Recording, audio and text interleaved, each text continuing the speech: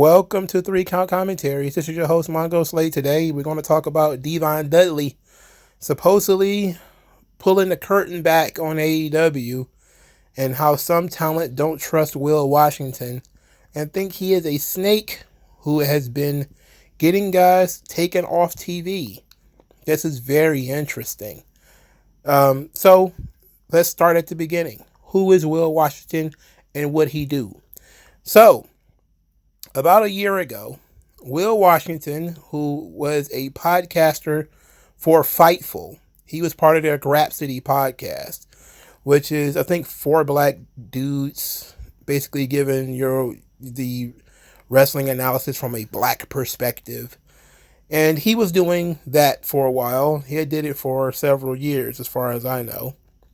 He was then hired by Tony Khan to be the, quote, Director of Wrestling Administration. And it says that he will be overseeing continuity and aiding in long-term creative, working directly with Tony Khan. This is from Fightful. So his friends at Fightful wrote, a glowing piece on him about how great he was, and he did over 100 podcasts for them and all this stuff. And now he's going to work in AEW. Okay, fine. For those of you who are paying attention, WrestleNomics, that is now, I guess, partnered with Post Wrestling, they have an executive in AEW. And now Fightful also has an executive in AEW. And you think the wrestling media is on the up and up? Oh! But I'm not here to go full Donald Trump on the wrestling media. Save that for another time. So what ended up happening is Duke Loves Wrestling, another black podcaster, hosted Devon Dudley. And Devon Dudley decided to pull the curtain back on what some wrestlers feel about Will Washington. So we're going to go through the audio right now. Give me a second. Principal at WB. Tony Khan said that one of the dirt sheet writers confided in him that somebody from WWE PR floated this story, and it wasn't true, that AEW had an agreement in principle with WBD. WWE is not worried about Tony Khan. I can tell you that right off the bat. They ain't worried about him. Tony Khan is too busy worried about WWE. Someone who I admire very well in this business that works for AEW is Swerve. Great guy, but I do know that his cousin, I think it is, who's a dirt sheet writer who basically is in Tony's ear a lot, that might... Now, that's true. So far, we know all of this stuff is true. Now, I cannot confirm clearly because I don't know the family tree, but I've heard tell that Will Washington is Swerve Strickland's cousin. I've heard a lot about that. I don't know if they've confirmed it or not. It would be very weird if you have, your hands in the pot, and all of a sudden your cousin's the world champion because you got the boss's ear. That's weird. But, strange. People have made their son-in-law world champion. People have made their son world champion. It happens. This is the wrestling business. There's nepotism all up and through that thing. It's finally working out for some brothers. I can't complain about that. Just like, Swerve Strickland, I guess it's the Bronny James of AEW, I guess. But what they're talking about is Tony Khan apparently thinking that WWE is leaking stories about AEW's television deal. That being said, the supposed leaked information is that they already have a deal and it's at about the same range. I would think that's not really damaging to AEW's business at all. Like, oh yeah, they'll continue to make money on television. Like, that's not a bad thing. But Tony Khan is swearing up and down there's going to be so much more money. It's going to be a huge deal. And now Devon Dudley is basically saying it's not true. Been the one that basically pretty much said that to him. If it was Swerve's cousin that said that to him, which probably was, as far as I'm concerned, from my understanding, from people in the locker room, the 3 times I was there in the meetings, every single person said he's a snake. and they don't know why Tony Khan is trusting him. I don't know him personally, but in what I've seen and his demeanor and all that, I got to tend to agree that they're probably right. So Devon is just relaying what he's heard from people in the locker room. Now, he said he's been in the locker room a couple of times. It should be noted that Devon's sons used to wrestle for AEW as TNT, and I don't think they got a job there. I think they just did some jobs. They just worked underneath as enhancement talent. So is this sour grapes because his boys didn't get the job? I don't know. But Devon's just saying this is what I'm hearing. I'm hearing that people don't like Will Washington. They think he's a snake. And it's very interesting because I still don't know what made him qualified, him being Will Washington, for the job that he got. What made him qualified to be the guy who is involved with long-term creative for AEW? I'm not even going to evaluate whether the job has been done right or not, or whether it's been good or not, because some of it's been good, some of it's been bad. But what made him qualified for the job? The only thing that I saw was that he was a podcaster. Well, shit, I'm a podcaster. You know what I'm saying? There's the wrestling soup guys have been doing this for 20 years or something like that. They're podcasters. Why aren't they getting hired from AEW? Why is this guy specifically so damn interesting? What ideas does he have? Or is this a situation where Swerve got his cousin a job? Because we know that happens in AEW. Again, nepotism is wrestling. The Young Bucks, they get their wife hired to run the merchandise stand. Somebody's nephew, John Moxley's wife is a ring announcer, a backstage interviewer.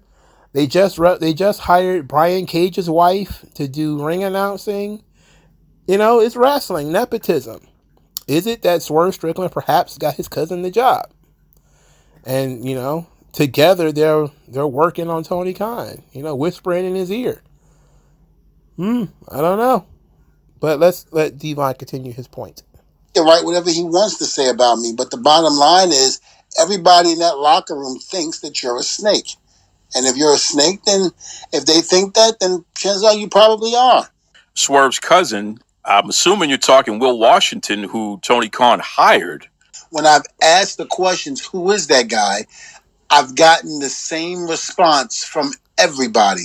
Even when I was on the Jericho cruise and his name came up, that was what was being said. And, again, I'm not going out there saying anything bad about him, but I'm telling you what the perception is about him within the company that he works for. And this is true. And apparently, if he's working in close contact with Tony, he's probably considered, a brown noser. We don't know if he's the puppet master or if he's one of the puppets. We're not sure what this guy does. And they obfuscate so much because Tony Khan just very rarely gives straight answers. He will often give circular answers. He will allude to things. We're not entirely sure what Will Washington does. We're not sure what his qualifications were. We don't know what he's been involved in and what he hasn't. Maybe he's been involved in everything, which means that he's involved with the absolute cratering of Rampage and Collision, which is hitting all-time lows.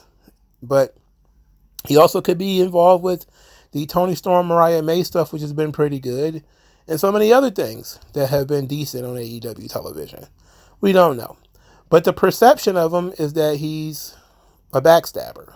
He's not a good guy. Devon wasn't finished, but if that's the perception of, do you really want that guy around? Talent can't trust him, and he's fairly new. He's only been there a year, and there's a lot of guys who have been there a lot longer. So there's just something to consider. These are people that say, Wow. you know what? I'm nice to him, because if I'm not nice to him, he'll go to Tony, say something, I'm off of TV. So I don't say anything. Interesting. Now, here's my perspective on this, outside of the jokes that I've had. Let's say that this is true. They always argue from the perspective that, assuming this is true, he's Tony Khan's right-hand man. You don't really offend the right-hand man. You know, there are some people you can piss off at your job, and then there's people you can't piss off. Vince McMahon had plenty of right-hand guys, Michael, most notably Pat Patterson. I could see Vince McMahon, if Pat Patterson was to say, I don't like this guy, Vince getting rid of him. I could see that. So it wouldn't be anything out of the ordinary. Again, the question I have is, what makes this guy so special that he has that kind of authority? That's what Pat Patterson was a wrestler for 30 years, was helping to book the cards, was helping to recruit talent, was coming up with concepts. I see why he would have some kind of stroke in the locker room and, boys better respect him. But this guy, this Will Washington guy, what does he do? Who are you and what you do? What is your qualification, sir? I don't know. For him to be able to have that kind of authority is a bit much. He's only been there a year. So, of course, I'm pretty sure Tony Khan is going to deny this. Will Washington, as of this recording, has not responded, even though I will give Duke Loves Wrestling, I will give him credit. He added the guy. So it's not like they just posted this on Twitter and, there's no way of Will Washington knowing about it.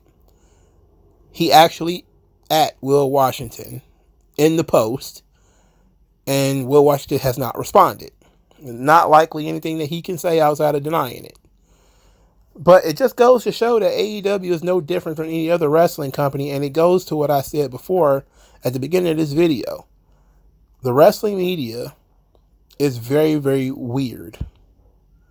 It's incestuous with AEW. These people so deep into that company, where you have two executives, both of whom used to run podcasts, who now help run AEW, and one of them works for WrestleNomics. Well, he did work for WrestleNomics, and another one worked for Fightful. Now, clearly, both of them had to leave their jobs at Fightful and WrestleNomics, respectively, to go work for AEW.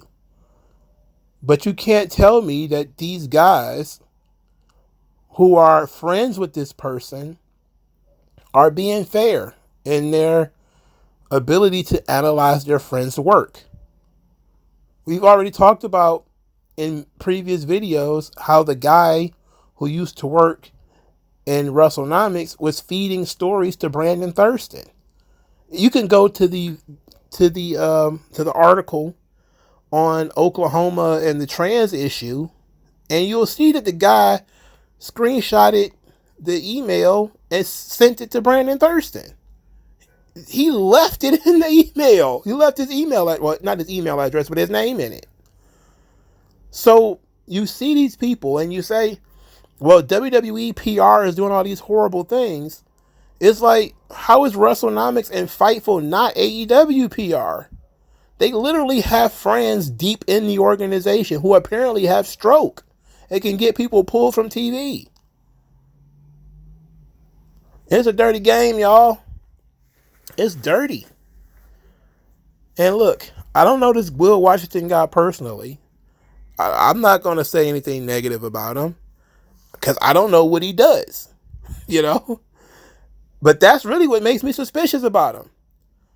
I haven't heard that, Will Washington has changed this or changed that, or this is how he has benefited the company. I haven't heard any of that.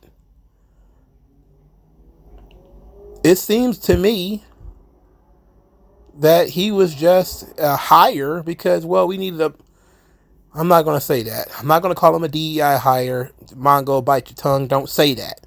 I'm not going to say that. But, And plus, he wasn't the first anyway. I believe the captain guy. He was a executive, like he was doing like hiring the job guys and all that kind of stuff in AEW. But the diversity in AEW, he did a lot for that, right? He did a lot for the diversity. And maybe that's what he's there for. Maybe he's there, I don't want to say DEI hire, maybe he's their diversity officer. Make sure that, you get a certain amount of women on the show, a certain amount of Latinos, a certain amount of black people, so that the show isn't, the white party it was in 2019. Because there was a big issue, specifically from like Alfred Konuwa and a bunch of other black YouTubers and podcasters, that AEW is extremely white. That was a talking point for like it's been 5 years, for like the first 3.5. It was talking about how all the main eventers were white, all the fans were white, all the executives were white, and then they underwent this sort of diversity kick. Will Washington got hired, Jennifer Pepperman was brought in, so now you got Swerve on top as a non-white champion. You got Mercedes in there, even though the TBS title has always kind of been like for the non-white girls anyway. So maybe it was a shift in the thought process by Tony Khan, but nobody ever asks these questions. So we're just left to speculate, and that's all this is speculation. I would hope it's not true, and Will Washington doesn't have that kind of stroke. Simply because I don't think he would deserve it if he does. Why would a guy who's only been in a wrestling company for a year have the ability to pull wrestlers from television? Even if he was to turn Tony Khan against him, what exactly is he doing for Tony Khan that would necessitate Tony listening to him? Because then you have to look at all the people who are not on TV and aren't being used and say, is it Ricky Starks or Miro or Malachi Black or anybody else who might have offended this guy and then got pulled from TV? Backstage politics, it happens in every single wrestling company. Every single one. It happens in every single job in general. You can't escape it. You can't get away from it. It's a fact of life. Whenever you have groups of people, there's going to be politics. There's going to be, I don't like that guy, put the screws to him. I like this guy, let's elevate him. Let's push him forward. The only thing you would hope is that these things are earned. That you are an asshole. That's why we sunk your ship and, we don't want to re-sign you. Or, you know what? You did deserve it. That's why we gave you that push. You would hope people have earned the right to do that kind of stuff. And I don't think, from what I know and what I've been able to look at, that somebody like Will Washington has earned the right to be able to kill somebody's push or take them off TV. Who is you and what is it that you do? I don't know, but let me know what you guys think. Like, share, subscribe. I'll talk to you guys later. Peace out. Old non-aggression. Once that lesson sets in, you see a session, but you got an affection for no progression, regression. The best don't